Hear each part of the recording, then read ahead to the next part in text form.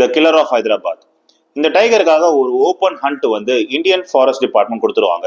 ஆனா 3 வருஷத்துக்கு யாருமே இந்த ஃபாரஸ்ட் பக்கமே வர மாட்டாங்க.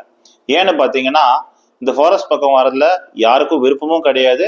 இந்த ஃபாரஸ்ட் இன்ஆப்பரபிள் ஏரியா, அதாவது யாருமே உள்ள நுழைய முடியாத ஒரு ரீஜன்னால இந்த இடத்துக்கு வந்து யாரும் வரதுக்கு விருப்பப்படுறது கிடையாது.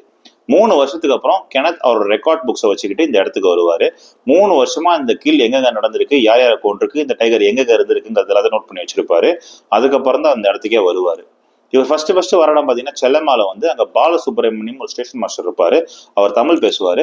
இந்த ஸ்டேஷன் மாஸ்டர் ஒரு ஃப்ரெண்ட் ஆவாரு. கிணத்துக்கு தெலுங்கும் வந்து அவ்வளவு நல்லா தெரியாது. அவருக்கு வந்து கன்னடா தெரியும், தமிழ் தெரியும், ஹிந்தி ஓரளவுக்கு பேசுவாரு. ஆனா தெலுங்கு அவருக்கு சுத்தமா தெரியாது. ஸோ இவங்க எல்லாருமே தெலுங்குல இவர் கூட கன்வர்ஸ் பண்றதால இவருக்கு ரொம்ப ரொம்ப கஷ்டமா இருக்கும். அங்க வந்து கிருஷ்ணப்பாவும் அப்புறம் அலிபாகுன்னு சொல்லிட்டு ஒரு முகமதியன், இவங்க 2 பேருமே அந்த ரயில்வே ட்ராக் கிட்ட ஒர்க் பண்ணுவாங்க. அதுல கிருஷ்ணப்பா வந்து ஒரு செஞ்சு, அலிபாக் வந்து ஒரு முகமதியன். நிறைய சொன்ன மாதிரி இவருக்கு ஃப்ரெண்ட்ஸ் ஆனதுனால இவர் வந்து ஹிந்தி பேசுறதுனால அலி கிட்ட இருந்து அலியை வந்து ஒரு இன்டர்பிரட்டரா யூஸ் பண்ணுவாரு. அதுக்கப்புறம் இவருக்கு ஜோசப்னு ஒரு இந்தியன் கிறிஸ்டியனோட ஃப்ரெண்டு கிடைப்பான் அந்த ஏரியால. அதுக்கப்புறம் பாத்தீங்கன்னா இவருக்கு வில்லியம் ராட்ரிகஸ் சொல்லிட்டு ஒரு ஆங்கிலோ இந்தியன் இன்ஜின் டிரைவர் வந்து ஃப்ரெண்ட் பிடிப்பாரு.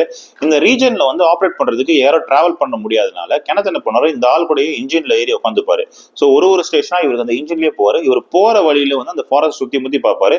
இவருக்கு நல்லா தெரியும் இந்த டைகர் இந்த 40 மைல்குள்ள எங்க வேணாலும் இருக்கும். ஆனா இவரால் அதை பிடிக்க முடியாது. ஏன்னா அவ்வளோ திக்கான டென்ஸான வெஜிடேஷன் இருக்கும் அந்த இடத்துல. ஸோ இது வந்து அவருக்கு ஒரு பெரிய செட்பேக்கை கொடுக்குது.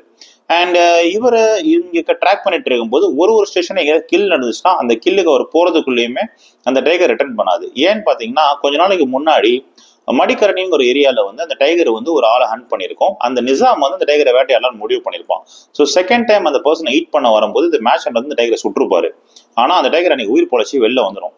அதனால மாட்டாது. அன்னைக்கு பெரிய மழை வேற இருக்கும், ஃப்ளட்லைட் சிச்சுவேஷன் மாதிரி இருக்கும். ஸோ அதை யூஸ் பண்ணி இந்த டைகர் வந்து எஸ்கேப் ஆயிடும். அன்னில இருந்து இந்த டைகர் யாராச்சும் கொண்டுச்சுன்னா ஒரே டைம்லயே அந்த ஆளை சாப்பிட்டுரும் ஃபுல்லா. 2வது டைம் அந்த ரிமைன்ஸ்க்கு வராது. வழக்கமா டைகர் எப்பயாச்சும் ஒரு பெரிய புல்லோ ஒரு ஆளையோ கொண்டுச்சுன்னா செகண்ட் டைம் கில்லுன்னு சொல்லுவாங்க. ஒன்ஸ் அந்த கில்லை சாப்பிட்டு முடிச்ச பிறகு 2வது தடவை ஈவினிங்கோ அடுத்த நாள் அந்த கில்லு கிட்ட வரும்.